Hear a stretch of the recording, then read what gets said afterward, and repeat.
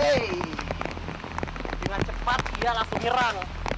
Posisi kepala ular yang tegak ke atas menandakan ular ini tengah waspada dan siap menyerang ke objek di depannya. Semakin banyak saya bergerak, Piton reticulatus di depan saya ini semakin agresif. Ini adalah jenis sancak kembang. Tapi yang satu ini ukurannya belum terlalu besar. Dia masih kecil. Serangan cepat Piton reticulatus menjadi senjata utama untuk menangkap mangsa atau buruannya. Kelenturan tubuh piton membuat ular ini fleksibel dalam bergerak maupun menyerang. Ia dapat melontarkan tubuhnya dengan lentur untuk menjangkau objek di depannya. Piton reticulatus yang umum biasanya memiliki pola warna itu bulat-bulat kotak gitu. Tapi yang satu ini ada beberapa sisi pola yang memanjang. Nanti Pak akan tangkap ular ini dan coba memperlihatkan polanya itu kepada pemirsa semua. Dia masih sangat agresif, apalagi hujan seperti ini. Suhu tubuhnya akan normal dan dia akan memiliki tenaga berkali-kali lipat. Hujan yang bertambah deras tidak menurunkan agresivitas serangan piton. Bahkan ia menjadi lebih sering menyerang dikarenakan permukaan rumput yang basah sehingga memudahkan piton untuk bergerak.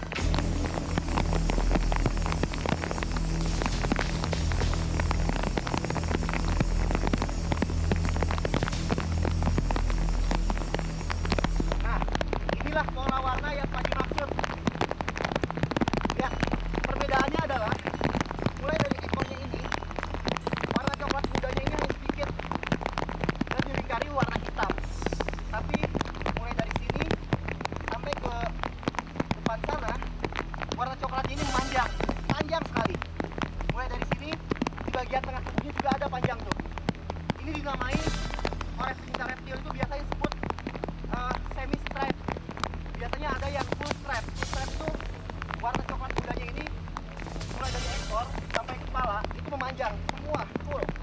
Dan itu merupakan ular yang sangat bagus dan cantik dan banyak dicari oleh orang untuk dijadikan koleksi dan juga dipelihara di rumah. Lihat, sangat gagah sekali. Ular yang sangat gagah ya.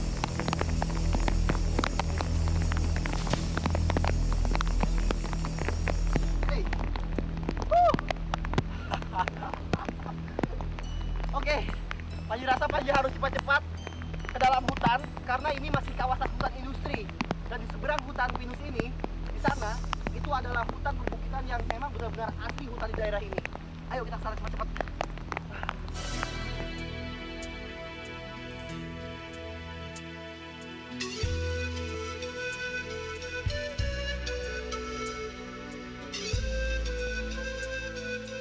Kondisi hutan yang sangat terjaga membuat flora dan fauna yang ada di dalamnya dapat hidup dan berkembang biak dengan bebas tanpa adanya gangguan sedikit pun.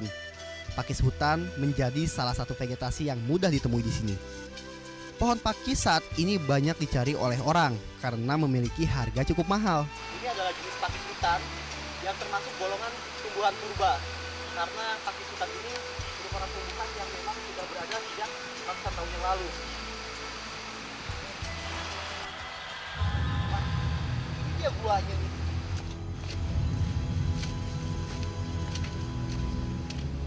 Hei, lihat.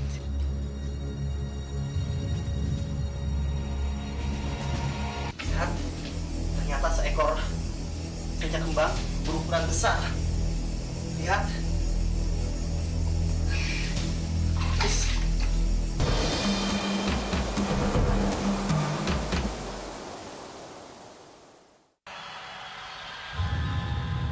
Letak lubang persembunyian atau yang oleh warga sekitar daerah ini disebut sebagai Gua Jepang memang sangat tersembunyi dan agak susah ditemukan. Ini gua Jepangnya nih.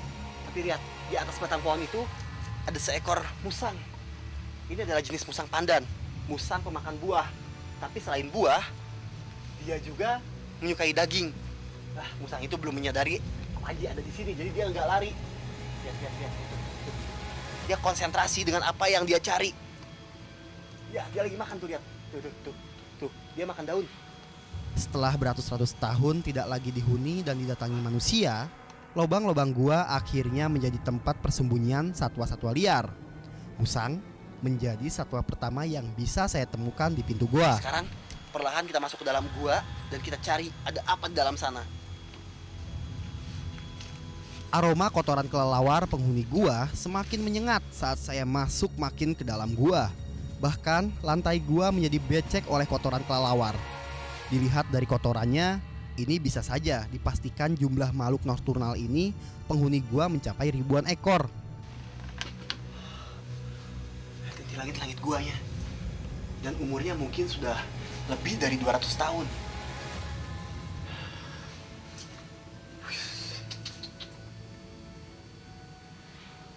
Gua ini sangat kokoh dan kuat. Coba lihat. Walaupun dindingnya ini dari tanah, tapi tetap sangat kuat, tidak runtuh.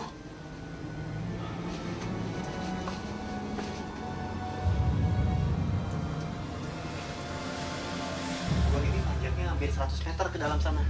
Dan di depan sana itu ada jalan yang bisa ke arah kanan, ke arah kiri ataupun lurus. Jadi ada beberapa ruangan. Dan di dalam sana juga ada kamar-kamar bekas kamar tentara Jepang dulu.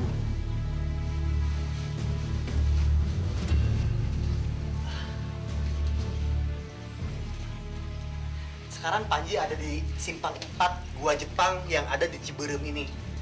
Nah, karena usia dan sudah sangat lama, jadi ruangan-ruangan kamar yang ada di dalam sana, lihat, sekarang dihuni oleh kelelawar dan banyak beberapa ruangan yang sudah runtuh. Jadi tertutup oleh tanah dan sisanya hanya lorong-lorong seperti ini saja. Banyak sekali sih ruangan-ruangannya. Kebayangkan gimana buatnya ini gua. Lihat, ada ribuan kelelawar di depan sana. Banyak sekali. Itu jenis kelelawar pemakan buah. Nah, sekarang Panji ada di simpang 4. Simpang 1 itu yaitu lorong yang barusan Panji itu arah Panji masuk sebelah sana. Simpang keduanya ini ada lorong juga nih sebelah kanan Panji nih. Dan simpang 3 ini simpang 3 yang banyak kelelawarnya, paling banyak kelelawarnya di sini.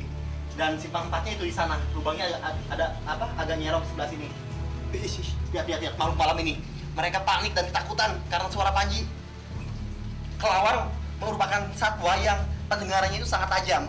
Dia dapat mendengar suara serangga yang sangat kecil dan dapat melacak keberadaan serangga tersebut. Sekarang Panji akan melanjutkan kembali perjalanan Panji masuk ke dalam sana karena masih penasaran dengan gua ini. Gimana sih dalam sana, ada apa aja sih selain kelelawar? Ayo ikut Panji yuk.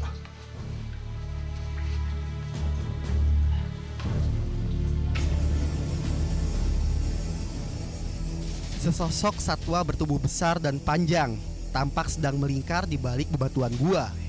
Tak salah lagi, piton reticulatus berukuran cukup besar terlihat sedang menghindar dan berusaha menyembunyikan diri dari saya. Lihat, ternyata seekor senja kembang berukuran besar. Lihat. Piton penghuni gua tidak sereaktif piton yang saya temukan pertama di luar tadi. Dikarenakan piton yang satu ini sepertinya baru menelan makanan sehingga ia tidak banyak bergerak. Karena jika terlalu banyak bergerak atau beraktivitas, makanan yang sudah ada di dalam perut bisa keluar kembali. Bagian perut ular ini besar dan mungkin ular ini habis memakan sesuatu seperti memakan musang ataupun burung yang besar. Lihat itu, kepalanya sudah siaga dan siap menyerang. Ular ini sangat menyukai tempat-tempat lembab, apalagi berair.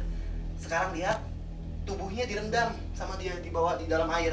Ini gunanya untuk mendinginkan suhu tubuhnya yang memang panas setelah dia berkelahi dengan mangsanya. Lihat nih, ini bagian perutnya. Bagian perutnya ini sangat besar. Biasanya setelah makan, ular ini akan lebih tenang dan tidak terlalu agresif. Lihat itu, dia membuka rahangnya. Walaupun tenang, tapi tetap aja namanya ular tetap ular. Dia langsung nyerang ketika merasa terganggu. Panji sudah sangat sering menemukan ular ini, jadi Panji tidak akan menangkapnya. Sekarang lebih baik Panji akan keluar dan meninggalkan ular ini di sini, karena perlahan napas Panji semakin habis, oksigennya semakin tipis. Kita harus cepat-cepat keluar. Ayo.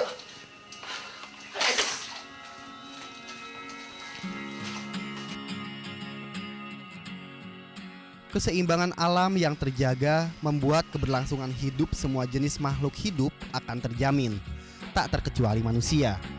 Karena alam merupakan tempat bergantung yang bisa memberi apa saja yang kita butuhkan. Seperti apa yang saya rasakan di dalam hutan ini. Alam memberikan apa saja yang dibutuhkan oleh penghuninya selama ia tidak dirusak dan terjaga dengan baik.